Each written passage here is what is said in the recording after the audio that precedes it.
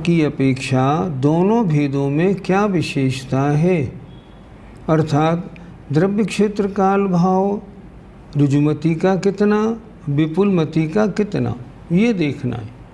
अब ध्यान से देखिए, विषय थोड़ा सा कड़ा है। ऋजुमती मनपर्य ज्ञान का जघन्य द्रव्य औदारिक शरीर के निर्जीर्ण समय प्रबद्ध प्रमाण है। जरा समझे, थोड़ा विषय थोड़ा कड़ा है। क्या मतलब? ऋजुमती मनपर्य ज्ञान जघन्य कम से कम किस द्रव्य को जानेगा? जो औदारिक शरीर, हमारा आपका औदारिक शरीर है, प्रति समय इसमें से जितनी वर्गणाएं निर्जीर्ण होती हैं, उनके कितनी निर्जीर्ण होती, समय प्रबद्ध उतने प्रमाण है। जघन्य द्रव्य, हमेशा ध्यान रखना आप, जघन्य द्रव्य बड़ा होगा, उत्कृष्ट द्रव्य छोटा होगा। उदाहरण, अगर आपके पास छोटी दूरबीन है तो वो छोटे जीवों को नहीं देख पाएगी, बड़े बड़ों को देखेगी, और बड़ी दूरबीन है तो वो छोटे को भी देखेगी। छोटे का द्रव्य बड़ा, बड़े का छोटा। यहाँ क्या लिखा? ऋजुमती मनपर्य ज्ञान का जघन्य द्रव्य। ऋजुमती मनपर्य ज्ञान कम से कम किस द्रव्य को जानेगा? जो औदारिक शरीर के निर्जीर्ण मन औदारिक शरीर से निकले हुए समय प्रबद्ध जो वर्गणाएं हैं उनके प्रमाण है, इतना। और उत्कृष्ट द्रव्य कितना है? चक्षु इंद्री के निर्जरा द्रव्य प्रमाण है। जरा देखें, औदारिक शरीर तो बहुत बड़ा, इससे जो द्रव्य निकलेगा वो भी बहुत बड़ा, लेकिन चक्षु इंद्री से जो द्रव्य निकलेगा वो बहुत थोड़ा, क्योंकि चक्षु इंद्री बहुत छोटी। इसलिए ऋजुमती मनपर्य ज्ञान कम से कम औदारिक शरीर के निर्जीर्ण समय प्रबद्ध प्रमाण, और महीन से महीन जाएगा तो कहाँ तक जाएगा? चक्षु इंद्री के उतने हिस्से से जो द्रव्य निर्जरित होते हैं वहाँ तक जाएगा। विषय थोड़ा कड़ा है, अच्छी तरह समझिएगा। द्रव्य की बात हो गई, अब आए क्षेत्र की बात। ऋजुमती का जघन्य क्षेत्र 2-3 कोश है। आपने जो विषय का चिंतन किया है, अगर चिंतित विषय 2-3 कोश में है तो उस विषय को वो जान लेंगे। और उत्कृष्ट 7-8 योजन है। उत्कृष्ट विषय, इतनी दूर तक का विषय आपने सोचा है तो जान लेंगे। ऋजुमती का जघन्य काल 2-3 भव है। मैं सोच रहा हूँ अगले भव में कहाँ पैदा होऊंगा, वो इतना बता देंगे, 2-3 भव। और उत्कृष्ट से 7-8 भव की बात बता सकते हैं। ऋजुमती का जघन्य और उत्कृष्ट भाव, द्रव्य क्षेत्र काल और भाव की बात हो रही है। पहले द्रव्य बताया, फिर क्षेत्र बताया, फिर काल बताया, इतने भाव। अब भाव, भाव माने पर्याय। ऋजुमती का जघन्य और उत्कृष्ट भाव यद्यपि आवली के असंख्यात में भाग प्रमाण है, बहुत छोटा। जघन्य भी आवली के असंख्यात में भाग और उत्कृष्ट भी आवली के असंख्यात में भाग। फिर भी जघन्य से मतलब जघन्य वाले उत्कृष्ट आवली के असंख्यात में भाग से उत्कृष्ट जो है ना वो असंख्यात गुणा है, क्योंकि आवली का असंख्यात्मा भाग भी असंख्यात प्रकार का होता है। एग्जाम्पल, हमने बोला 200, 400, 1200, 2200, 7200, ये सब सैकड़े हैं, तो सैकड़ा बहुत प्रकार का होता है। उसी प्रकार आवली का असंख्यात्मा भाग बहुत प्रकार का है। ऋजुमती कम से कम किस पर्याय को जानेगा, भाव को जानेगा? उन्होंने लिखा आवली के असंख्यात में भाग प्रमाण, अधिक से अधिक भी आवली के असंख्यात में भाग प्रमाण। इन दोनों में अंतर कितना है? असंख्यात गुणा है। ये बात हुई ऋजुमती की। थोड़ा सा ज़रा कड़ा है, मैंने इसीलिए तो अवधि ज्ञान का विषय बहुत सारा छोड़ दिया, देशावधि, परमावधि, सर्वावधि, ताकि उसमें भ्रमित नहीं हो जाए। लेकिन ये उससे सरल है, इसलिए बता रहा हूँ। विपुलमति का जघन्य द्रव्य कितना, कह रहे हैं ऋजुमति के उत्कृष्ट द्रव्य में। ऋजुमति का उत्कृष्ट द्रव्य कितना, ऊपर लिखा चक्षु इंद्री के निर्जरा द्रव्य प्रमाण।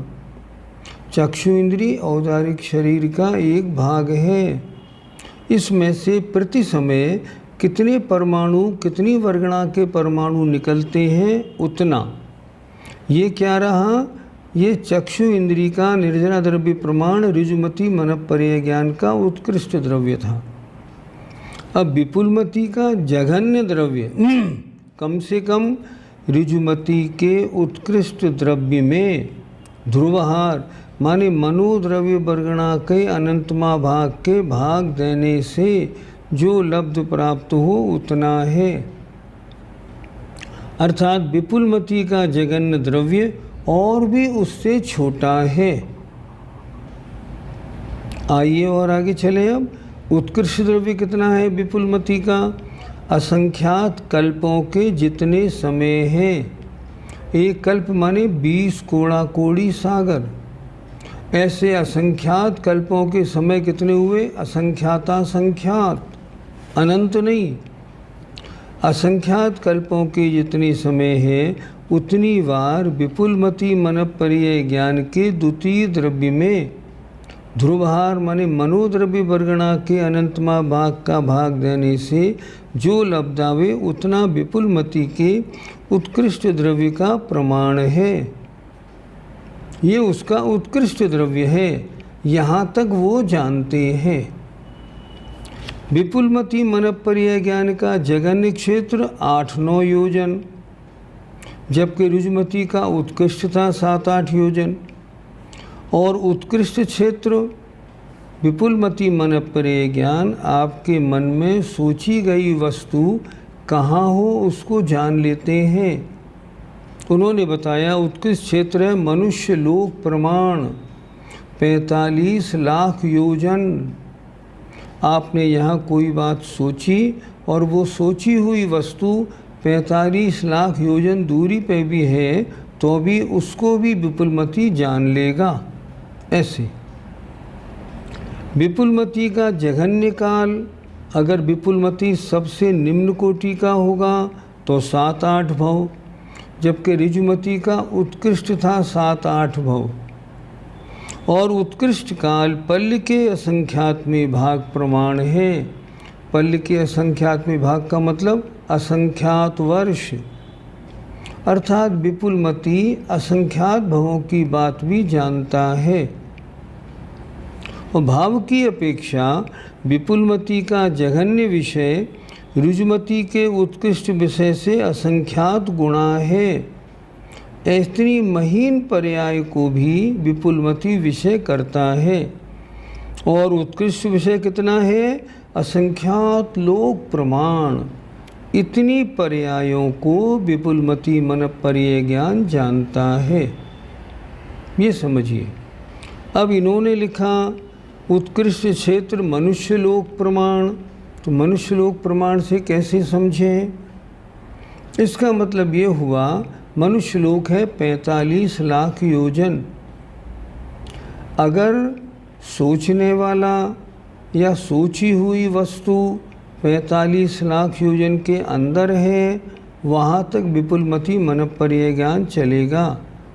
अगर उससे बाहर है तब विषय नहीं आएगा। एक प्रश्न छोटा सा, कितना बड़ा मनुष्य लोक है। मनुष्य लोक मानसोत्तर पर्वत के अंदर अंदर है। अगर कोई मुनि महाराज मानसोत्तर पर्वत के किनारे पे बैठे हों तो वो कैसे जानेंगे 45 लाख योजन। एक विषय तो ये समझ लें, 45 लाख योजन चौकोर माने या गोल माने। मनःपर्यय ज्ञान का विषय 45 लाख योजन चौकोर है या 45 लाख योजन गोल है। इसमें क्या दिक्कत पड़ रही है? दिक्कत ये पड़ रही है अगर हमने 45 लाख योजन चौकोर माना तो ध्यान से सुनिए, एक कोने से दूसरा कोना ज़्यादा दूर हो जाएगा। वो मनःपर्य ज्ञान का विषय कैसे बनेगा? क्योंकि चौकोर में कोने से कोना ज़्यादा दूर होता है। इसलिए बड़े बड़े शास्त्रों में स्पष्ट किया ये विषय 45 लाख योजन गोल है, चौकोर नहीं। और 45 लाख योजन गोल में अगर वे मुनि महाराज मानसोत्तर पर्वत के किनारे पे बैठे हों, मानसोत्तर पर्वत मनुष्यलोक के एंड में है, अगर वे मुनि महाराज मानसोत्तर के किनारे पे बैठे हैं तब कैसे जानेंगे? 22.5 लाख योजन अंदर जानेंगे, 22.5 लाख योजन बाहर जानेंगे। आपने तो अभी कहा था कि मनुष्य लोक प्रमाण, मनुष्य लोक प्रमाण का मतलब है 45 लाख योजन। इसका मतलब ये नहीं है कि मनुष्य लोक को जानेंगे, बाहर नहीं। क्यों? बाहर कैसे जान लेंगे जब 45 लाख योजन है? तो धवलाकार लिखते हैं, ज्ञान मानसोत्तर पर्वत से रोका नहीं जा सकता। इसलिए ज्ञान का जो विस्तार है वो 45 लाख योजन रहेगा। अगर वे मुनि महाराज मानसोत्तर के किनारे पे हैं तो 22.5 लाख योजन अंदर, 22.5 लाख योजन बाहर, ये उसका क्षेत्र है। ऊपर कितना है?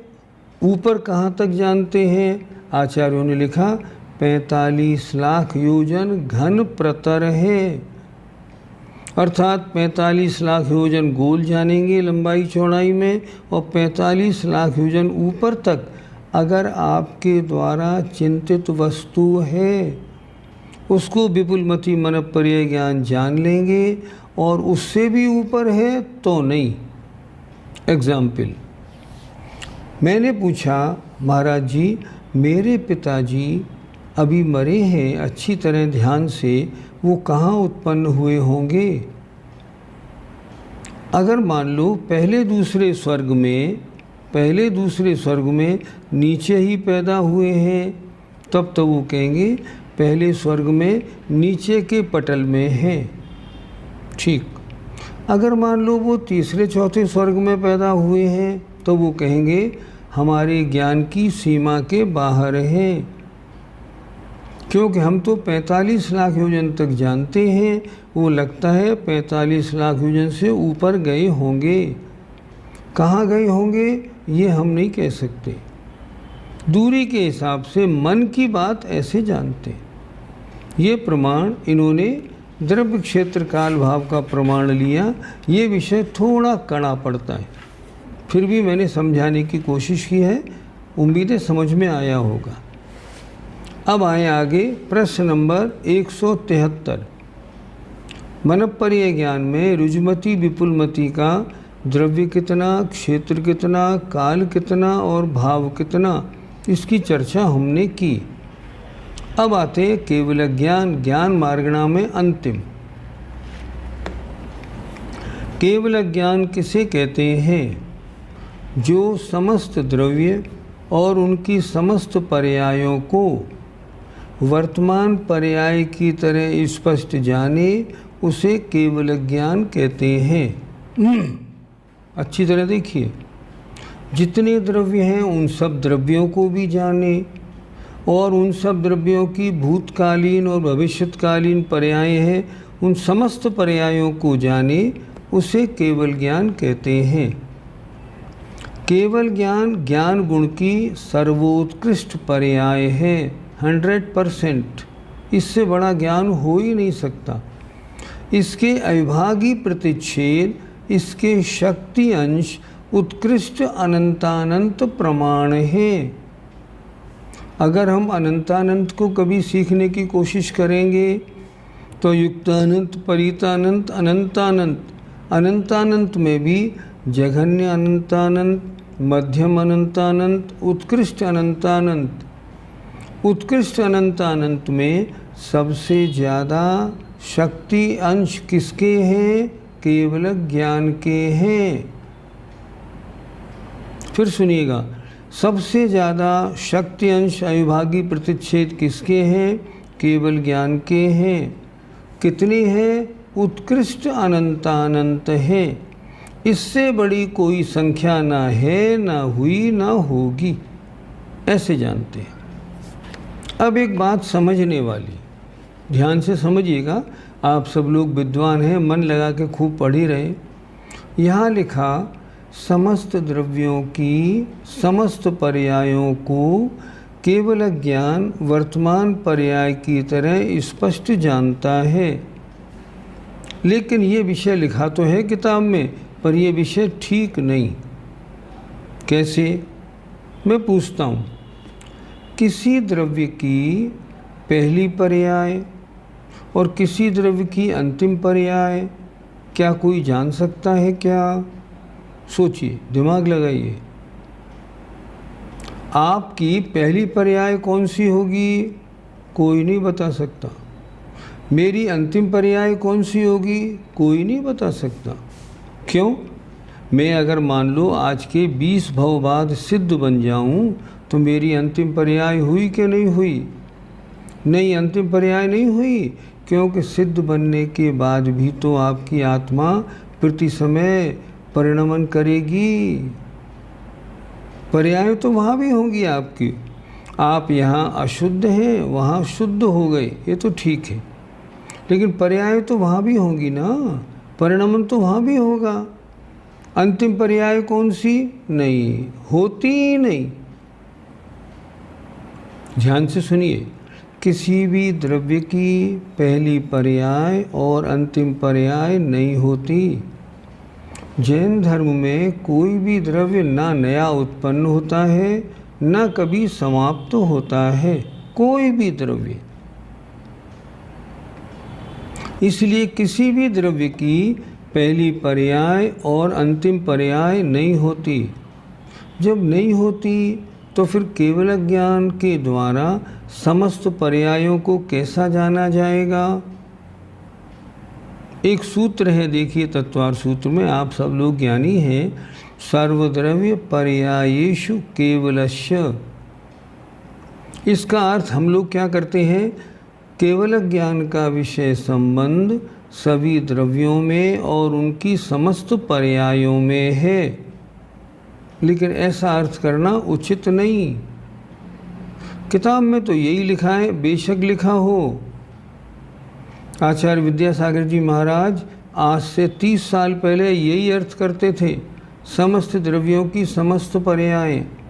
फिर उन्होंने बदला कि नहीं नहीं, ये अर्थ तो घटित नहीं होता। फिर उन्होंने कहा समस्त द्रव्यों की अनंतानंत पर्याय। फिर 5-6 साल बाद बोले नहीं, ये भी घटित नहीं होता। मैंने आचार्य श्री से तत्वार सूत्र 30 साल कंटिन्यूअस सुना, एक एक विषय को नोट किया। अब क्या बोलते हैं आचार्य श्री? बिल्कुल ठीक बोलते हैं। केवल ज्ञान समस्त द्रव्यों की वर्तमान कालीन समस्त पर्यायों को, भूतकालीन और भविष्यकालीन अनंतानंत पर्यायों को जानता है। अच्छी तरह सुनिए, आज की खाई हुई शाम का भोजन हजम हो जाएगा। जरा गौर से सुनिएगा। क्या अर्थ हुआ? केवल ज्ञान समस्त द्रव्यों की, केवल ज्ञान से कोई द्रव्य बाहर नहीं है, सब द्रव्यों को जानता है। लेकिन सभी द्रव्यों की वर्तमान एक एक पर्याय होती है, तो वर्तमान समस्त पर्यायों को और भूतकालीन और भविष्यकालीन अनंतानंत पर्यायों को जो जानता है वह केवल ज्ञान है। ये सही परिभाषा है। कहीं बैठे हो विद्वानों में तो डिस्कस करिए कि सही परिभाषा ये है। क्यों? क्योंकि पहली और अंतिम पर्याय है ही नहीं तो ज्ञान का विषय कैसे होगी? इसलिए समस्त पर्याय नहीं, अनंतानंत पर्याय, पर वर्तमान की समस्त पर्याय, ऐसा केवल ज्ञान है। केवल ज्ञान इंद्रिय मन से नहीं होता, केवल ज्ञान आत्मा से होता है। और ये ज्ञान की सबसे उत्कृष्ट पर्याय है। बात पूरी हो गई। ज्ञान मार्गणा में मति ज्ञान, श्रुति ज्ञान, अवधि ज्ञान, मनःपर्यय ज्ञान और केवल ज्ञान, इन पांचों ज्ञानों की चर्चा हुई। अब प्रश्न नंबर 174। ज्ञान मार्गणा में जीवों की संख्या का प्रमाण, प्रमाण माने क्वांटिटी, कितनी है? अर्थात कितने मति ज्ञानी, कितने श्रुति ज्ञानी, कितने अवधि ज्ञानी, कितने मनःपर्यय ज्ञानी और कितने केवल ज्ञानी हैं। प्रमाण देखें, ज्ञान मार्गणा में मति ज्ञानियों का अथवा श्रुति ज्ञानियों का प्रमाण पल्ली के असंख्यात में भाग प्रमाण है। क्या मतलब? मति ज्ञान, श्रुति ज्ञान तो हर जीव के होता है। जीव कितने हैं? अनंतानंत। जो आलू में, आलू के तिनके में अनंतानंत निगोदियाँ हैं, उनके भी तो मति श्रुति ज्ञान है। तो यहाँ ऐसा क्यों लिख दिया कि पल्ली के असंख्यात में भाग प्रमाण थोड़े से? इसलिए लिख दिया कि उन जीवों में जो निगोदिया वगैरह होते हैं अनंतानंद, उनमें कुमति ज्ञान, कुश्रुत ज्ञान है। अगर ये पूछेंगे कुमति ज्ञानी, कुश्रुत ज्ञानी कितने हैं? अनंतानंत, उनकी तो बात ही मत करो। और मति श्रुत ज्ञानी कितने हैं? तो पल्ली के असंख्यात में भाग प्रमाण अर्थात असंख्यात। ये कौन से जीव होंगे? जो सम्यक दृष्टि होंगे, मति श्रुत ज्ञानी होंगे। ये संगी पंचेंद्री ही होंगे, ना निगोदिया, ना 1, 2, 3, 4 इंद्री और ना असैनी पंचेंद्री नहीं होंगे। तो मति श्रुत ज्ञानी, लेकिन सभी तो सम्यक दृष्टि है नहीं। तो इन्होंने लिखा मति ज्ञानियों और श्रुति ज्ञानियों का प्रमाण पल्ली के असंख्यात में भाग अर्थात असंख्यात है। अर्थात तीनों लोकों में असंख्यात सम्यक दृष्टि है, उनका मति ज्ञान और श्रुति ज्ञान है। मति और श्रुति ज्ञानियों की संख्या में सभी सम्यक दृष्टियों को लिया जाएगा। आगे मनःपर्यय ज्ञानी संख्यात हैं। ठीक तो है, मनःपर्यय ज्ञान तो मुनियों के होता है। तो मनःपर्यय ज्ञान मुनि महाराज कितने हैं? संख्यात है, असंख्यात थोड़ी हो जाएंगे। तो मनःपर्यय ज्ञानी संख्यात हैं। केवल ज्ञानियों का प्रमाण सिद्ध राशि से कुछ अधिक है। ये क्या लिखा? ये लिखा केवल ज्ञानी कितने हैं? सारे सिद्ध भगवान तो केवल ज्ञानी हैं ही। उनके अलावा जो 8 लाख से कुछ अधिक केवली हमेशा ढाई दीप में मौजूद रहते हैं, उनको और उसमें ऐड करो। सिद्ध भगवान तो केवल ज्ञानी हैं। इसके अलावा 13वें और 14वें गुणस्थान वर्ती जो जीव हैं, वो भी तो केवल ज्ञानी हैं। तो केवल ज्ञान का प्रमाण, केवल ज्ञानियों का प्रमाण सिद्ध राशि से कुछ अधिक है। कुछ का मतलब संख्यात, अर्थात कुछ लाख अधिक है, क्योंकि 8 लाख से कुछ अधिक केवल ज्ञानी हमेशा ढाई दीप में पाए जाते हैं। अब आगे प्रश्न आया अवधि ज्ञान का। ध्यान से समझिए जरा, थोड़ा सा टिपिकल। अवधि ज्ञान रहित त्रियंश ये कितने हैं? मति ज्ञानियों की संख्या के असंख्यात में भाग प्रमाण है। अवधि ज्ञान से रहित त्रियंश कितने हैं? मति ज्ञानियों की संख्या के असंख्यात में भाग प्रमाण है। और अवधि ज्ञान रहित मनुष्य कितने हैं? वो संख्यात हैं। मनुष्यों की संख्या कितनी है? संख्यात है, 29 अंक प्रमाण, काउंटेबल। क्या लिखा? अवधि ज्ञान रहित मनुष्य संख्यात हैं। और इन दोनों की राशियों को मति ज्ञानियों के प्रमाण में से घटाने पर जो शेष रहे, उतना अवधि ज्ञानियों का प्रमाण है। थोड़ा टेढ़ा सीधा, ध्यान से समझिए। अवधि ज्ञानी कितने रहे फिर? हम क्या करें, देखो नारकी और देव तो अवधि ज्ञानी हैं ही, उनकी बात तो हम नहीं कर रहे, हम बात कर रहे हैं दूसरी। क्या हो गया? राइट चलेगी, आपकी तो चालू है क्लास। अच्छा। अवधि ज्ञान रहित मनुष्य और अवधि ज्ञान रहित त्रिंश, इन दोनों को अगर हम घटा दें मति ज्ञानियों के प्रमाण में से, जितने मतिश्रुत ज्ञानी हैं उनमें से हमने अवधि ज्ञान रहित मनुष्य त्रिंशों को घटा दिया, तो जो शेष संख्या बची वो कितनी बची? उतना अवधि ज्ञानियों का प्रमाण है। कुमति ज्ञानी, कुश्रुत ज्ञानी, अनंतानंत, मनपर्य ज्ञानी संख्यात, केवल ज्ञानी सिद्धों से थोड़े अधिक, यहाँ तक हो गया। अब बात अवधि ज्ञानी कितने, तो इन्होंने बताया अवधि ज्ञान रहित जो त्रिंश और मनुष्य हैं उनको संख्या में से घटा दिया। किनकी संख्या में से? देखो अच्छी तरह देखना, दोनों ही राशियों को मतिज्ञानियों के प्रमाण से घटाने पर जितने मतिज्ञानी अर्थात सम्यक दृष्टि मतिज्ञानी श्रुतिज्ञानी थे उनकी संख्या में से अवधि ज्ञान रहित त्रिंश मनुष्यों की संख्या घटाई तो अवधि ज्ञानी मनुष्यों, अवधि ज्ञानी जीवों की संख्या शेष रह गई, उतने अवधि ज्ञानी हैं। इस तरह पांचों ज्ञानी, उनका संख्या का प्रमाण कितना है ये बता दिया। अब आते हैं आगे, प्रश्न 175। कुमति कुश्रुत कुअवधि ज्ञान किसे कहते हैं? मिथ्या दृष्टि जीवों के मतिश्रुत और अवधि ज्ञान को क्रम से कुमति कुश्रुत और कुअवधि ज्ञान कहते हैं। जितने भी जीव मतिज्ञानी श्रुतिज्ञानी अवधि ज्ञानी हैं, अगर वे सम्यक दृष्टि हैं तो मतिश्रुत अवधि ज्ञानी हैं, अगर वो मिथ्या दृष्टि हैं तो कुमति ज्ञान कुश्रुत ज्ञान कुअवधि ज्ञानी हैं। अर्थात ये तीनों ज्ञान सम्यक्त के साथ मतिश्रुत अवधि कहलाते हैं और मिथ्यात्व के साथ कुमति कुश्रुत कुअवधि ज्ञान कहे जाते हैं।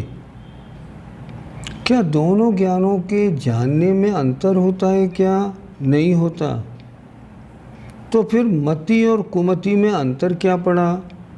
दोनों का जानना तो एक सा है पर दोनों की श्रद्धा अलग अलग है। कैसे लगाएं?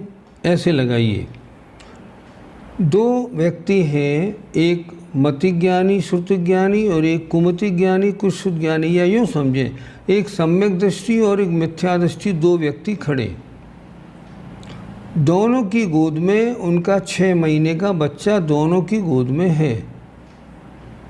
मिथ्या दृष्टि से पूछेंगे आपकी गोद में कौन है, वो कहेगा मेरा बच्चा है।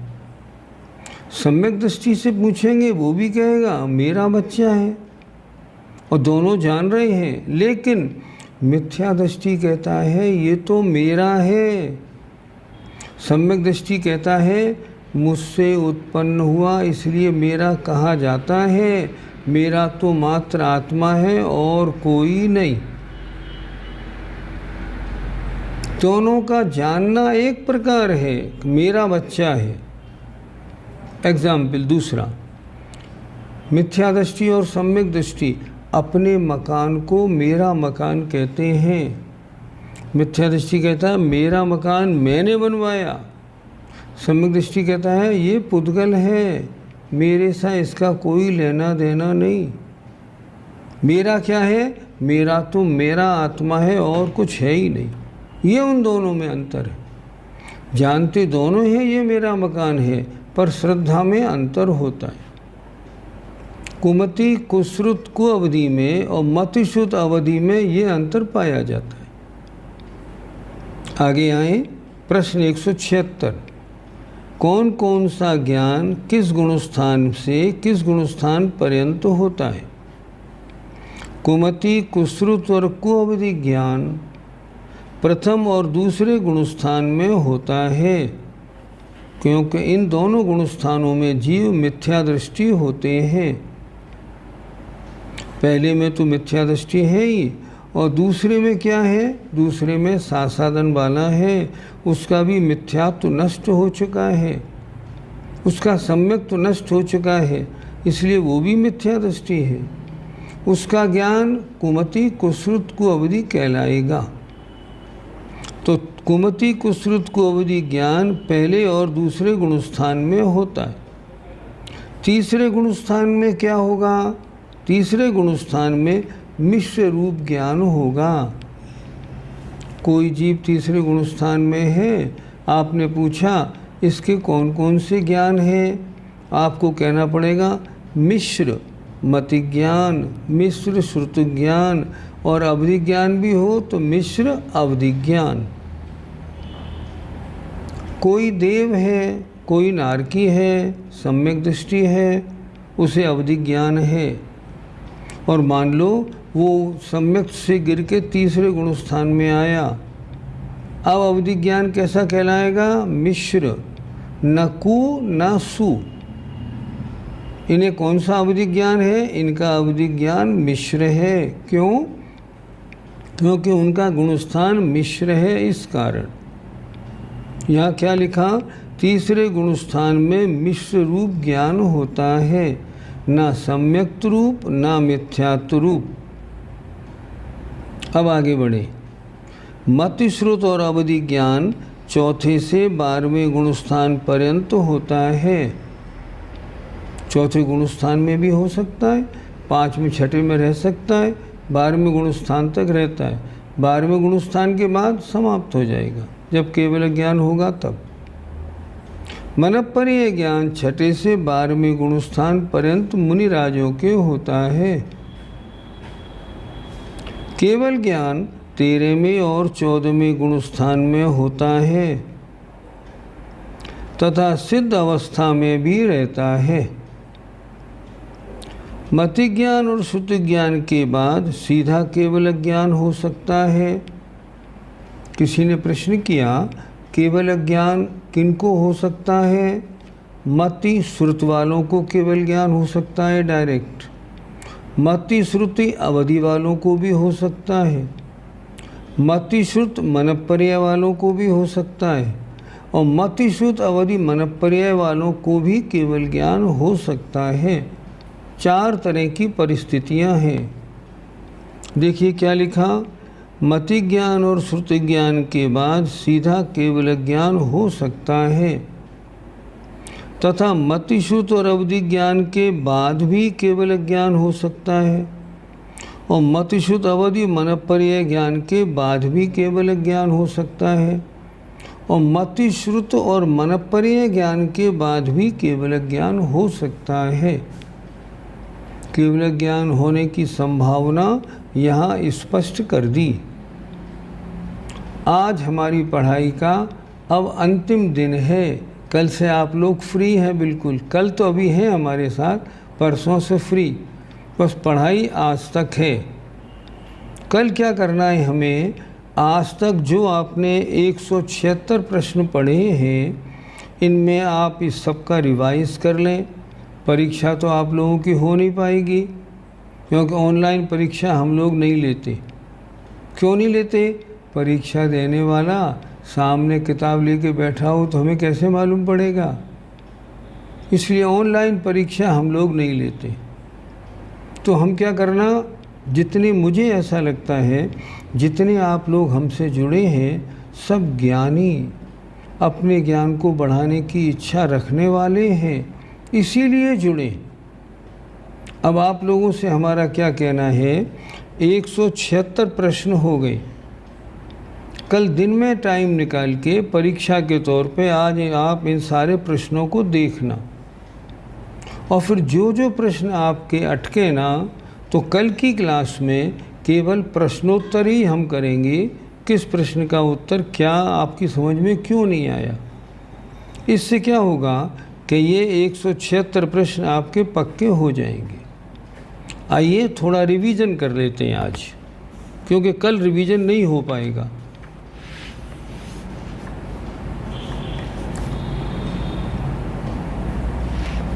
पृष्ठ 48, प्रश्न 172।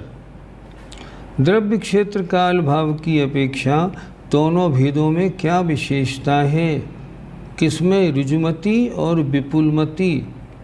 ऋजु माने सरल बुद्धि वाला ऋजुमती, विपुल माने कुटिल बुद्धि वाला वो विपुलमती। अर्थात कुटिल मन की बात को जानने वाला विपुलमती है, सरल मन की बात जानने वाला ऋजुमती है। अब देखें इसका उत्तर देखें। ऋजुमती मनपरीय ज्ञान का जघन्य द्रव्य। ऋजुमती मनपरीय ज्ञान जिस छोटे द्रव्य को जानेगा वो औदारिक शरीर के द्वारा निर्जीर्ण, हमारा औदारिक शरीर प्रति समय प्रबद्ध वर्गणाओं को ग्रहण करता है। हमारा आपका सबका शरीर, केवली भगवान का भी शरीर, और समय प्रबद्ध वर्गणाओं को छोड़ता है। तो यहाँ लिखा ऋजुमती मनपरीय ज्ञान का जघन्य द्रव्य औदारिक शरीर के द्वारा निर्जीर्ण छोड़े गए समय प्रबद्ध प्रमाण है। इसकी क्वांटिटी अधिक हुई।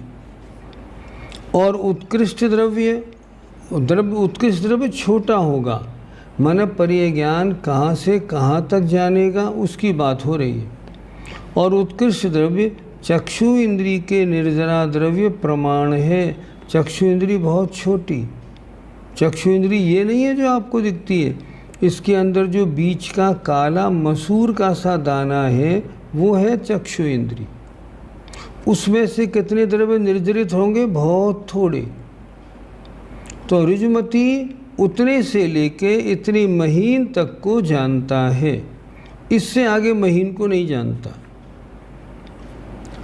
ऋजुमती का जघन्य क्षेत्र आपके द्वारा चिंतित पदार्थ 2-3 कोस और उत्कृष्ट 7-8 योजन में है, उसको जानता है।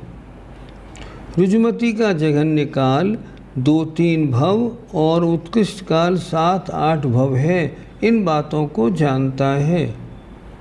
और ऋजुमती का जघन्य और उत्कृष्ट भाव कितनी पर्यायों को जानता है। यद्यपि आवली के असंख्यात में भाग प्रमाण है, तो भी जघन्य से उत्कृष्ट प्रमाण असंख्यात गुणा है। जघन्य भी कितना है? आवली का असंख्यात में भाग। उत्कृष्ट कितना है? आवली का असंख्यात्मा भाग। लेकिन दोनों में असंख्यात गुणे का अंतर है। अब आइए विपुलमती का। विपुलमती का जघन्य द्रव्य सबसे छोटा द्रव्य ऋजुमती के उत्कृष्ट द्रव्य में जितने महीन तक को ऋजुमती जानता है, उसमें मनोवर्गणा के अनंत में भाग का भाग और लगा दो, उससे भी महीन को विपुलमती जानता है द्रव्य की अपेक्षा। उससे बहुत महीन तक जानने वाला हुआ। आगे अब आया असंख्यात कल्पों के जितने समय हैं। एक कल्प माने 20 कोड़ा कोड़ी सागर, और उनके समय कितने हुए? असंख्याता संख्यात। उतनी बार विपुलमती मनपरीय ज्ञान के द्वितीय द्रव्य में ध्रुवभार का भाग देने से जो लब्ध आवे, उतना विपुलमती के उत्कृष्ट द्रव्य का प्रमाण है। मतलब बहुत सूक्ष्म तक जानता है। मान लो ऋजुमती कार्बन वर्गणा को जानता है, तो विपुलमती उसके भी अनंत में भाग को जानता है। सूत्र है तदनंत भागे मनपर्ययस्य। अवधि ज्ञान द्वारा जाने गए पदार्थ के अनंत में भाग में मनपर्यय ज्ञान का विषय संबंध है। विपुलमती मनपर्यय ज्ञान का जघन्य क्षेत्र 8-9 योजन और उत्कृष्ट क्षेत्र पूरा मनुष्य लोक प्रमाण है, मतलब 45 लाख योजन गोल। विपुलमती का जघन्य काल 7-8 भव और उत्कृष्ट काल पल्ल के असंख्यात में भाग प्रमाण अर्थात असंख्यात भवों को जानता है। भाव की अपेक्षा विपुलमति का जगन्य विषय रुजमती के उत्कृष्ट विषय से असंख्यात गुणा है। जितनी छोटी वस्तु को रुजमती जानेगा उससे भी असंख्यात गुणी छोटी वस्तु को वो जान लेगा। और उत्कृष्ट विषय कितना है ये असंख्यात लोक प्रमाण पर्यायों को जान सकता है। इस तरह इन चारों का विषय हो गया। आइए केवल ज्ञान देख लेते हैं। केवल ज्ञान किसे कहते हैं? जो समस्त द्रव्य और उनकी समस्त पर्यायों को नहीं, जो समस्त द्रव्य और उनकी वर्तमानकालीन समस्त पर्यायों को और भूत भविष्यत्कालीन अनंतानंत पर्यायों को एक साथ जानता है, क्रम से नहीं। कैसे जानता है? आत्मा से, इंद्रियों से नहीं, मन से भी नहीं। उसे केवल ज्ञान कहते हैं। केवल ज्ञान ज्ञान गुण की सर्वोत्कृष्ट पर्याय है। इसके अविभागी प्रतिच्छेद माने शक्ति अंश उत्कृष्ट अनंतानंत हैं। जितनी संख्या इनके अविभागी प्रतिच्छेदों की है इससे ज़्यादा संख्या किसी की है ही नहीं। अनंतानंत कहाँ पे फुल स्टॉप लगता है? केवल ज्ञान के अविभागी प्रतिच्छेद सबसे ज़्यादा है, यहाँ फुल स्टॉप लगाता है। भाई इससे आगे अब कोई संख्या हमारे पास नहीं है। जीवों की संख्या का प्रमाण कितना है? सबसे पहले देखें, कुमतिक ज्ञानी कुश्रुत ज्ञानी तो अनंतानंत है। एक बात आपसे बताऊं, जरा पूछता हूँ, चारों गतियों में कितने जीव हैं? उत्तर, नरक गति में अनंतानंत नहीं, असंख्यात। देवगति में असंख्यात। मनुष्य गति के जीव सारे संख्यात। 29 अंक प्रमाण, असंख्यात नहीं। त्रिंच गति में जीव कितने? ध्यान से सुनिए, अगर हम एक इंद्री के निगोदिया को हटा दें, अगर हम एक इंद्री के निगोदिया को हटा दें तो पृथ्वी का एक, जल का एक, अग्नि का एक, वायु का एक, प्रत्येक वनस्पति, 2 इंद्री, 3 इंद्री, 4 इंद्री, असैनी, पंचेंद्री, ये सब क्या है? ये सारे के सारे असंख्याता संख्यात हैं। तो अनंत कौन है? सिर्फ निगोदिया एक इंद्री जीव अनंतानंत है। प्रश्न, एक इंद्री निगोदिया कितने हैं? लोग प्रश्न करते हैं कि जितने जीव हैं उनमें से 6 महीने 8 समय में 608 जीव बराबर मोक्ष जा रहे हैं। हाँ, बिल्कुल जा रहे हैं। 6 महीने 8 समय में 608 जीव संसार से मोक्ष चले जाते हैं। तो संसार कभी न कभी तो खाली हो ही जाएगा। क्यों? निरंतर संख्या घट रही है, तो कभी खाली होगा कि नहीं? आचार्य कहते हैं कभी खाली नहीं होगा। आलू के सुई की नोक के बराबर तिनके में आज तक जितने अनंतानंत सिद्ध हुए हैं उनसे अनंत गुणे जीव तो आलू के एक तिनके में आज भी हैं।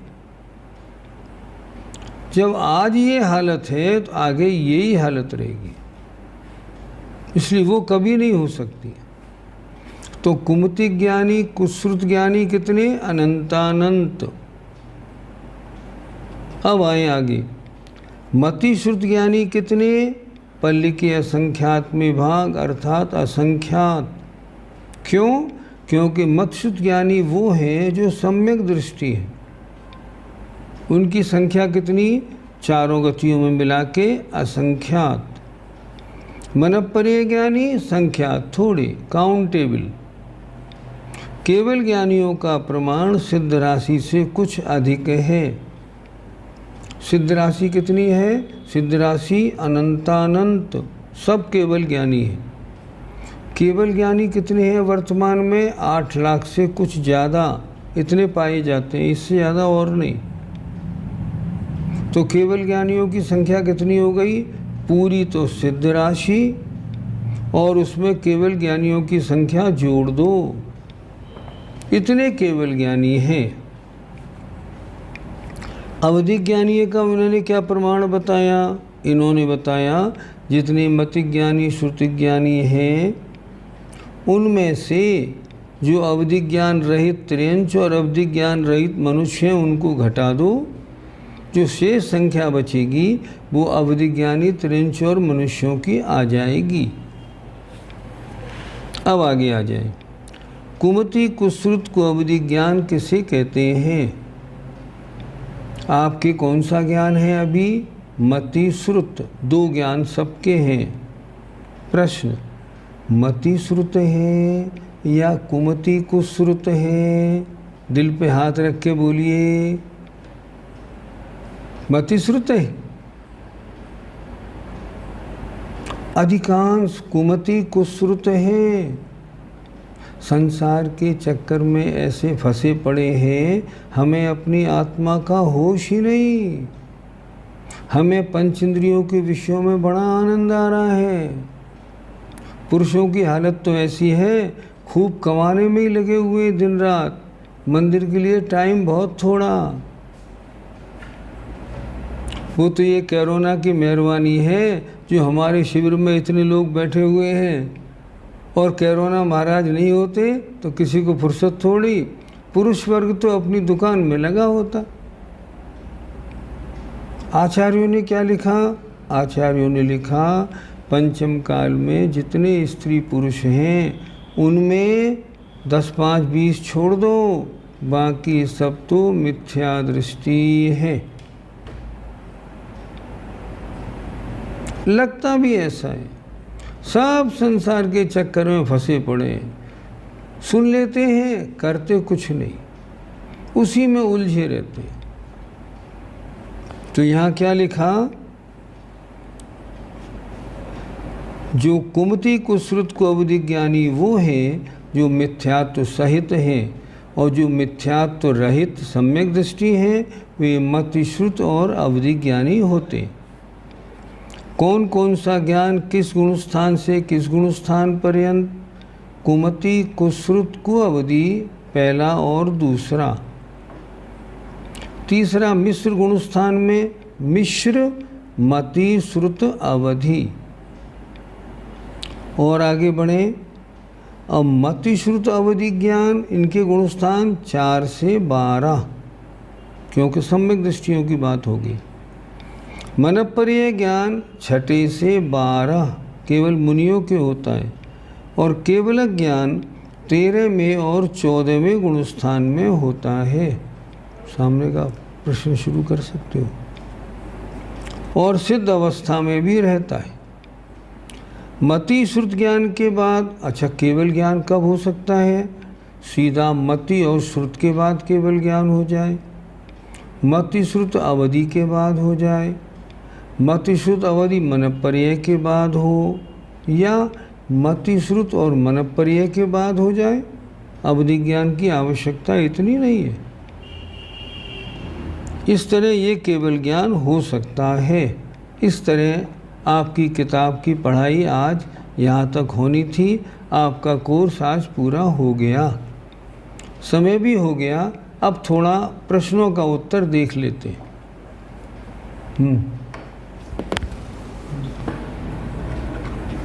पहला प्रश्न है आपका, अविभागी प्रतिच्छेद समझाइए। अविभागी प्रतिच्छेद का मतलब होता है शक्ति अंश। जैसे एग्जाम्पल, हमारे ज्ञान का विषय नहीं, लेकिन फिर भी आप देखो हमारे सामने चीनी भी रखी है, बूरा भी रखा है, गुड़ भी रखा है। इन तीनों की मिठास में अंतर है कि नहीं? हाँ, मिठास में तो अंतर है। तो ये मिठास का अंतर क्या हुआ? अविभागी प्रतिच्छेदों में अंतर है। 100 लोग यहाँ सब बैठे हैं, उन सबके ज्ञान में अंतर है, अंतर है। तो मति ज्ञान के अविभागी प्रतिच्छेदों में अंतर है। अविभागी प्रतिच्छेद किसी गुण के सबसे जघन्य अंश को जो होता है उसका शक्ति का अंश, उसे कहते हैं अविभागी प्रतिच्छेद। आगे आए। सिद्ध राशि के अनंतमें भाग प्रमाण और अभव्य राशि से अनंत गुणा कैसे समझें? दोनों एक ही बराबर है। ऐसे कह लो या ऐसे कह लो, कोई फर्क नहीं पड़ता। अर्थ इसका क्या होता है? अर्थ होता है अनंत है, बस। आगे। क्षायिक सम्यक दृष्टि जब उपसम श्रेणी चढ़ते हैं उन्हें कौन सा मनःपर्यय ज्ञान हो सकता है? शायद रुजमती मनःपर्यय हो सकता है। नहीं, दोनों हो सकते हैं। उपसम श्रेणी चढ़े, लौट के आ गए और फिर छपक श्रेणी चढ़ के मोक्ष गए, इसलिए विपुलमती भी हो सकता है, कोई आपत्ति की बात नहीं। रुजमती तो हो ही सकता है, कोई दिक्कत नहीं है। क्या अवधि ज्ञान वाले मुनि आहार लेते समय शुद्धि अशुद्धि का पता अवधि ज्ञान से कभी कभी करते हैं, कभी नहीं करते? प्रश्न क्या है? शास्त्रों में लिखा है जो अवधि ज्ञानी मुनि महाराज हैं वे आहार लेते समय अवधि ज्ञान का उपयोग ना करें। क्यों? क्या दिक्कत पड़ेगी? अगर उपयोग करेंगे तो भोजन कैसे कर पाएंगे? क्यों, दिक्कत क्या है? आप कितना ही शुद्ध बना लो भोजन, फिर भी उसमें अशुद्धि तो रहती ही रहती है। कुछ भी कर लो, अशुद्धि तो रहेगी। आप देखो, आप मुनि महाराज के लिए शुद्ध आहार बना के लाए और आप शुद्ध आहार के लिए महाराज सामने खड़े हैं, अंजलि में कुछ खा रहे। उसके बाद में आपके हाथ में एक ग्रास है और आप ग्रास लिए खड़े। आप ग्रास लिए खड़े हैं, एटमॉस्फेयर से इसमें भी तो जीव बैठ रहे हैं, क्या करोगे? इसलिए वो अगर अवधि ज्ञान का प्रयोग करेंगे तो उन्हें सारे जीव दिखाई पड़ जाएंगे। इसलिए भोजन करते समय अवधि ज्ञान का प्रयोग नहीं करते। आपने जो कह दिया ना, मन शुद्धि, वचन शुद्धि, काय शुद्धि, आहार जल शुद्ध है, बस उतना देखते हैं। वो देखते हैं ये व्यक्ति जिसके यहाँ मैं आहार लेने आया हूँ समझदार है या नहीं, बस। आगे देखिए। स्पर्शन इंद्री से व्यंजनावग्रह कैसे होता है? स्पर्शन इंद्री से कोई विषय टच हुआ, मान लो फॉर एग्जाम्पल कोई एक ज़रा मालूम पड़ा यहाँ कुछ चुभा, मान लो एक मच्छर था, वो एकदम बैठ के और चला गया। आपने जब तक देखा ये तो अनुभव हुआ यहाँ कुछ चुभा था, लेकिन क्या हुआ, कौन सा मच्छर, क्या हुआ, ये नहीं मालूम पड़ा, तो स्पर्शन इंद्रिय से व्यंजनावग्रह हो गया। लब्ध पर्याप्त निगोदिया जब 6012 जन्म के लिए विग्रह गति के पहले समय और मोड़ में जो पर्याय ज्ञान अक्षर का संख्यात्मक भाग होता है, तो क्या वह मति और श्रुत ज्ञान दोनों होता है? हाँ, बिल्कुल। कोई जीव ऐसा नहीं जिसके मति और श्रुत ज्ञान ना हो। उनके मति और श्रुत ज्ञान की सबसे कम सबसे कम अंश जो है ना, वो पाया जाता है। कषाय मार्गणा में जीवों की संख्या कैसे जाने? कषाय मार्गणा की संख्या में पहले गुणस्थान से 9वें गुणस्थान तक के जीवों के लगभग 4 कषाय हैं। सबके, मुनि महाराज के भी 4 कषाय हैं। अब ये बात दूसरी है, उनके अनंतानुबंधी अप्रत्याख्यान प्रत्याख्यान नहीं है, संजुलन है, लेकिन कषाय 4 हैं। अब 9वें गुणस्थान में जो जो कषाय नष्ट होती गई उतनी कम होती गई। 10वें गुणस्थान में केवल एक कषाय है, लोभ कषाय। 10वें गुणस्थान से ऊपर कोई कषाय नहीं। उपसम श्रेणी वालों ने सारी कषायों को दबा दिया, छपक श्रेणी वालों ने सारी कषायों का क्षय कर दिया, उसके ऊपर कोई कषाय नहीं। जीव समास में 406 भेद जाने पर उसमें वैमानिक देव के 63 पटल, नरकों के 49 प्रकार समझा दीजिए। देखिए वैमानिक देवों के पटल कैसे हैं। वैमानिक देव ऊपर हैं सुमेरु पर्वत से ऊपर, और उनमें जो उनके विमान हैं उनकी लेयर के पटल होते हैं। वहाँ कोई पृथ्वी नहीं है जो पृथ्वी के पटल हैं। पहले दूसरे स्वर्ग में विमानों की लेयर कितनी है? 31, अर्थात पटल असंख्यात विमान हैं इस तरह। फिर इससे ऊपर यहाँ, फिर इससे ऊपर यहाँ, ऐसे ऐसे हैं ऊपर तक बराबर। अब ऊपर अनुदिश में एक ही पटल है, अनुत्तर में एक ही पटल है, बाकी सब में इससे ज़्यादा पटल हैं। सबसे ज़्यादा 31 पटल सौधर्म और ईशान स्वर्ग में हैं। पटल माने विमानों की लेयर। जैसे एक बहुत बड़ी बिल्डिंग हो उसमें फ्लोर होते हैं, ऐसे। अब नरकों के 49, नरकों में क्या है? नीचे 7वें नरक में एक पटल है, एक लेयर है पूरी। उसमें बिल कितनी है? 5, 4 चारों कोनों पे, एक बीच में, सिर्फ 5 बिल है 7वें नरक में। अब इससे ऊपर आएंगे, छठे में 3 पटल, फिर 5, 7, 9, 11 और 13। पहली नरक में कितने पटल? बिलों की कितनी लेयर वो है लेयर हैं? 13 हैं। कुल पटल कितने हो गए? सब जोड़े 49 हो गए। बिलों की संख्या कितनी है? तत्वार सूत्र में दिया हुआ है, तासु 63, पंचविंशति, पंच 10, 10, त्रिपंचो नैक नरक्षत सहस्राणि, पंच चैव यथाक्रमम। कुल 84 लाख बिल हैं। पटल कितने? 49।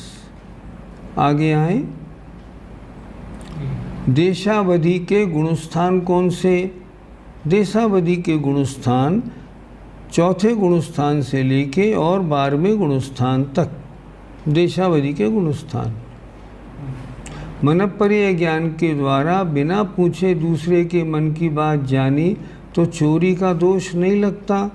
उन्होंने कुछ लिया थोड़ी है, जाना ही तो है। अब जान के क्या वो ऐसा कर सकते हैं किसी के मन के विचारों को चुरा ले? ये तो कर नहीं सकते। चोरी का दोष कैसे लगेगा?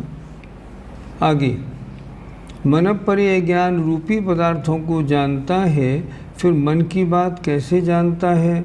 जैसे श्रेणिक महाराज के मन की बात मनःपर्यय ज्ञान से नहीं जानता। मन की बात यह मति ज्ञान से जानता है। हमने क्या परिभाषा बताई? यह मति ज्ञान पूर्वक दूसरे के मन को जानकर, यह मति ज्ञान। इसके बाद क्या हुआ? चिंतित वस्तु को जानने का काम मनःपर्यय ज्ञान का है, और चिंतित वस्तु रूपी है तब मनःपर्यय ज्ञान जानेगा, नहीं तो नहीं जानेगा। आगे, अगर तीर्थंकरों को भाव प्रत्यय अवधि ज्ञान होता है तो उनको सर्वावधि ज्ञान नहीं हो सकता? नहीं, ये कोई बात नहीं, ऐसे नहीं लगाते इसको। भाव प्रत्यय अवधि ज्ञान भी अवधि ज्ञान है, लेकिन वो पर्याय के कारण है। इसका मतलब इतना है, जितने भी तीर्थंकर होते हैं उनके नियम से अवधि ज्ञान होता ही है। सर्वावधि अवधि ज्ञान कब होगा? जब मुनि बनेंगे तो सर्वावधि अवधि ज्ञान हो जाएगा। आगे, प्रश्न 170 समझाइए।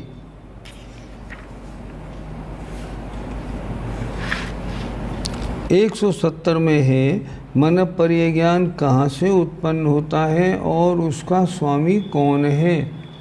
प्रश्न 170, प्रश्न 47। कहाँ से उत्पन्न हुआ? यहाँ मन से। कैसे उत्पन्न हुआ? मन के द्वारा हमने दूसरे के मन को जाना। जानने के बाद यहाँ तक मति ज्ञान का काम हुआ। फिर मनःपर्यय ज्ञान क्या करेगा? वो सोची हुई वस्तु जहाँ है वहाँ जान के फिर बताएगा। देखिए, जहाँ पर द्रव्यमन होता है उस स्थान पर आत्मा के जो प्रदेश हैं वहाँ से मन परे ज्ञान उत्पन्न होता है, यहाँ से मन से। प्रमत्तादि क्षीण कषाय पर्यंत 7 गुण स्थानों में से, मतलब प्रमत्त माने छठे गुण स्थान से और 12वें गुण स्थान पर्यंत 7 गुण स्थान हुए, उनमें से किसी एक गुणस्थानवर्ती मुनि महाराज के होता है। परंतु जिन महाराज के कोई और एक भी रिद्धि नहीं हो उनके नहीं होता। किनके होता है? जिनके कम से कम एक रिद्धि और हो उनके होगा। और दूसरी बात, वो कैसे होंगे मुनि महाराज? उनका चारित्र कैसा होगा? उनका वर्धमान चारित्र होगा, बढ़ता हुआ। उनके होगा, गिरते हुए के मन पर्य ज्ञान नहीं होता। आगे देखें, विपुलमति मन पर्य ज्ञान में अचिंतित और अर्थ, हाँ, अचिंतित और अर्धचिंतित को जानता है। इसको एग्जाम्पल के साथ समझा दीजिए। ठीक, जो आप आज सोच रहे हैं अभी, ये चिंतित। जो आपने 5 मिनट पहले सोचा था वो अचिंतित नहीं, वो जो सोचा था वो अचिंतित, क्योंकि पहले सोचा था। और जो अभी आप आगे सोचेंगे, अभी थोड़ा सोचा है, वो अर्धचिंतित। पहले जो सोचा था, मैंने कल क्या सोचा था महाराज बताएंगे, आज क्या सोच रहा हूँ ये भी बताएंगे, और आगे जो अभी आपने सोचा नहीं है अचिंतित, उसको भी बताएंगे। 3 बात। क्षेत्रानुगामी के साथ भवानुगामी स्वतः ही माना जाएगा? नहीं, ऐसा नहीं। कोई ज्ञान, कोई अवधि ज्ञान क्षेत्रानुगामी हो, भवानुगामी नहीं हो। समय प्रबद्ध किसे कहते हैं? समय प्रबद्ध अर्थात एक समय में जितने कर्म और नोकर्म वर्गणाओं को आत्मा ग्रहण करता है, उनकी क्वांटिटी का नाम समय प्रबद्ध है। समय प्रबद्ध एक समय में ग्रहण की जाने वाली कर्म और नोकर्म वर्गणाएं, उनका नाम समय प्रबद्ध है। एक समय में हम समय प्रबद्ध वर्गणाएं लेते हैं और समय प्रबद्ध वर्गणाएं फल देके झड़ती हैं। आगे प्रश्न 172 फिर समझा दीजिए। नहीं, इसमें टाइम बहुत हो जाएगा, मैंने 2 बार बता दिया। ऋजुमती का उत्कृष्ट द्रव्य चक्षु इंद्रिय के निर्जरा द्रव्य प्रमाण से क्या तात्पर्य है? ऋजुमती का जघन्य द्रव्य था हमारा शरीर जितनी वर्गणाओं को प्रति समय छोड़ता है ज़्यादा, ये उसका जघन्य द्रव्य। उत्कृष्ट द्रव्य बहुत छोटा, कितना बड़ा? जितना बड़ा आँख है, आँख के बीच में काला मसूर का दाना, उसमें से जितना द्रव्य निकलता है उतना। जहाँ मनपर्य ज्ञान की चर्चा होगी वहाँ जघन्य द्रव्य बड़ा होगा, उत्कृष्ट द्रव्य महीन होगा, उसके हिसाब से ये है। आगे प्रश्न 17 की अधेयकरण अपूर्वकरण में अनुकृष्टि रचना समझा दीजिए। नहीं, वो विषय तो बहुत पुराना हो गया, अब इसके आगे और देखते हैं। चलो आगे 172 क्वेश्चन का सेकंड एंड थर्ड स्टेंजा समझा दीजिए। फिर समझिए 172 में 2 बार तो समझाया, फिर समझ लेते हैं, कोई बात नहीं। मैंने पहले भी कहा था विषय थोड़ा कड़ा है। विपुलमति का जघन्य द्रव्य, विपुलमति कम से कम किसको जानता है? ऋजुमति के उत्कृष्ट द्रव्य में मनोवर्गणा के अनंतमय भाग का भाग देने से जितना द्रव्य आए उतना लब्ध, अर्थात जितने को ऋजुमति उत्कृष्ट रूप से जानता है उसमें हमने भाग लगाया तो बहुत छोटा द्रव्य आया, वहाँ तक जानेगा। और उत्कृष्ट द्रव्य जघन्य द्रव्य ऋजुमति के भागने से प्राप्त होता है। और उत्कृष्ट द्रव्य कितना है? असंख्यात कल्पों के जितने समय है उतनी बार विपुलमती मनपर्य ज्ञान के द्वितीय द्रव्य में ध्रुवार का भाग देने से जो लब्ध आए उतना विपुलमती के उत्कृष्ट द्रव्य का प्रमाण है। नहीं समझ में आएगा, मोटा समझ लें। मान लो जघन्य से वो एक कार्बन वर्गणा को जानता है विपुलमती, उत्कृष्ट से उसके भी अनंत में भाग को जानता है। इतना समझ लीजिए, बाकी सब तो सरल है। इसीलिए मैंने आपको अवधि ज्ञान का बहुत सा विषय नहीं पढ़ाया था, वो बहुत जटिल था। आप पढ़ेंगे तो आप भी देखेंगे हाँ वास्तव में जटिल है। आगे बढ़ो। हो गया। मनपर्य ज्ञानधारी जघन्य से कम को कैसे जानते हैं? जघन्य से बड़े को जानते हैं, उत्कृष्ट से छोटे को जानते हैं। आपके मन में कोई बात चिंतित हुई, उन्होंने कहा ये चीज़ तो बड़ी महीन है, यहाँ तक हमारा ज्ञान नहीं जाएगा। ये अपेक्षाकृत भेद होता है। और विपुलमती वाले महीन से महीन को भी जान लेंगे। मैं मन में सोच रहा कि मैं अगले भव में कहाँ पैदा होऊंगा, पर ये तो मुझे नहीं पता। लेकिन क्या मनपर्य ज्ञान कहाँ पैदा होऊंगा ये बता देगा? हाँ बिल्कुल। और भवों की अपेक्षा ये भी बता देंगे, अगला भव, उससे अगला भव, उससे अगला भव, उससे अगला भव कौन सा होगा, सब बता देंगे। ये ज्ञान अवधि ज्ञान को भी अपने में समाहित करता है। हाँ बिल्कुल। लेकिन अवधि ज्ञान पूछने पे होता है, ये मनपर्य ज्ञान सोची हुई वस्तु को बताता है। इतना दोनों में अंतर है। आगे, क्या तीर्थंकर भगवान को केवल ज्ञान होने के बाद भी मनपर्य ज्ञान बना रहता है? और यदि नहीं रहता है तो दूसरे की बात कैसे जानेंगे? ये चारों ज्ञान मतिशुद्ध अवधि मनपर्य ज्ञान, तो इनका विषय तो बहुत थोड़ा है। केवल ज्ञान तो इनसे अनंत गुणे को जानता है। ज्ञानावरणी कर्म के क्षयोपशम से ज्ञान का अंश है इनमें, तो मतिशुद्ध अवधि मनपर्य में। केवल ज्ञान में अंश नहीं, केवल ज्ञान तो बहुत जानता है। बस आज इतना करते हैं, थोड़ी बात और आपसे करेंगे। कर्णानुयोग दीपक का विषय जैसा आप लोगों ने पढ़ा सूक्ष्म है। सूक्ष्म है कि नहीं? हाँ बिल्कुल है, इसमें कोई शक नहीं। इसलिए मेरा पहला निवेदन, अगर कोई विद्वान महानुभाव मेरी पढ़ाई को सुन रहे हों और मेरी पढ़ाई में अगर कहीं मेरी गलती हो तो मुझे फ़ोन पे ज़रूर बताएं, और मुझे बताएं कि मेरी गलती कहाँ पे है, क्योंकि विषय बड़ा सूक्ष्म है, इसमें गलती हो सकती है।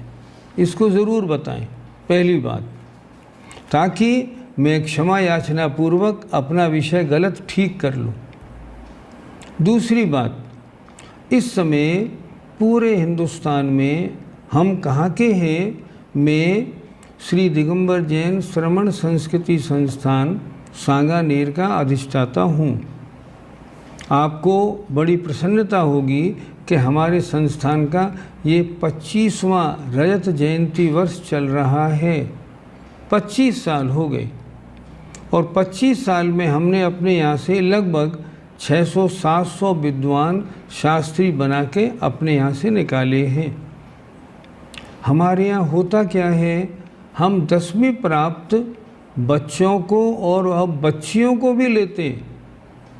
सामने हमारे एक दृष्टि है, ये हमारे यहाँ की छात्रा है, ये हमारे यहाँ पढ़ती है। देखो हाथ जोड़ रही है अभी दृष्टि, ये हमारे यहाँ पढ़ती है।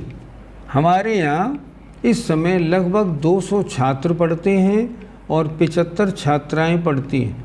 कुल 275 पढ़ने वाले हैं। 10वीं क्लास में 10वीं क्लास पास को हम प्रवेश देते हैं। 5 साल में उनको क्या क्या पढ़ा देते हैं? बालबोध, छह डाला, द्रव्य संग्रह, रत्नकरण, इष्टोपदेश, भक्तामर और ये तत्वार सूत्र, सामायिक पाठ और बहुत सारे ग्रंथ पढ़ा देते। सर्वार सिद्धि सब पढ़ा देते। 5 साल में खूब मेहनत करा लेते हैं और 5 साल बाद जब वो छात्र हमारे यहाँ से निकलता है ना, तो पंडित शास्त्री की डिग्री उसको मिल जाती है। हमने पहले सोचा था शायद बच्चियाँ शास्त्री नहीं बनना चाहेंगी, लेकिन हमने देखा बच्चों से ज़्यादा बच्चियाँ शास्त्री बनना चाहती है। पहले साल हमने 25 बच्चियाँ ली, जब दूसरे साल हमने निकाला तो कितनी बच्चियाँ आई? 100 में से हमने 50 ली। अब आजकल हमारे यहाँ 75 बच्चियाँ पढ़ती हैं। तो ये हम इन्हें पढ़ाते हैं। विशेषता क्या है हमारे यहाँ? हमारे यहाँ जितना खर्चा इन लोगों का है ना, सारा फ्री है।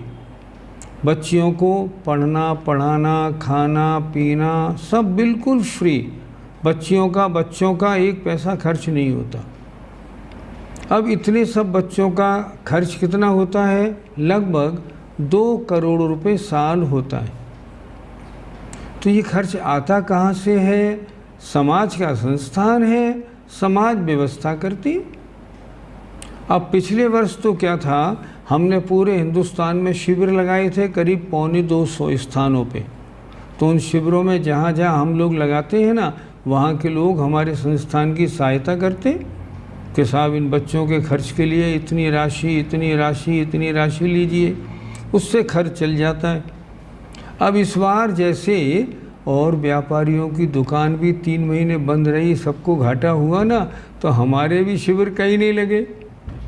तो हमारा निवेदन आप सब लोगों से है, हमारे संस्थान में आप में जिनका मन आर्थिक सहयोग देने का हो इन बच्चों के लिए, वो आप सब लोग सहयोग करें ताकि हमारा संस्थान हमेशा हमेशा चलता रहे। आज सुधासागर जी महाराज ने घोषणा की है कि हमारे संस्थान में एक शोध संस्थान और खोला जाएगा। उन्होंने कहा था इससे अच्छा कोई हिंदुस्तान में स्थान ही नहीं है। लोगों ने कहा भी था इसके लिए किससे बातचीत करें और ये शिविर आगे लगते रहें, इसके लिए किससे बात करें। तो उन्होंने महाराज ने मेरा नाम लिया था, आप उनसे बात करिए ताकि शिविर भी आगे लगते रहेंगे। तो हमारा आप सबसे निवेदन है, आप अपनी शक्ति अनुसार प्रसन्नतापूर्वक हमारे संस्थान को जो भी सहायता करना चाहें कर सकते हैं। आप सबके PDF पे हमारी जानकारी पूरी हमने भेज दी है। हमारा बैंक अकाउंट नंबर है, आप उसको देखें और जो भी सहायता भेजें करें। आप जो भी सहायता भेजेंगे उसमें चारों दान गर्भित होते हैं। जितने बच्चे हैं हमारे यहाँ पंडित, उनकी भोजन व्यवस्था है, उन सब की किताब और पढ़ाई की व्यवस्था है, उनके ट्रीटमेंट की व्यवस्था है, रहने की सारी व्यवस्था है। चारों दान की व्यवस्था होती है, इसलिए आप जो भेज सके देख लीजिएगा। अब कल मिलेंगे और कल जितने प्रश्न हमने पढ़ाए हैं उनमें से प्रश्न खोज के लाइए कि किन प्रश्नों का उत्तर आपको पूछना है। कल पढ़ाएंगे नहीं, कल केवल प्रश्नोत्तर करेंगे। समय आपका हो गया। जय जिनेंद्र, जय जिनेंद्र। बहुत अच्छा लगा, बहुत अच्छा लगा।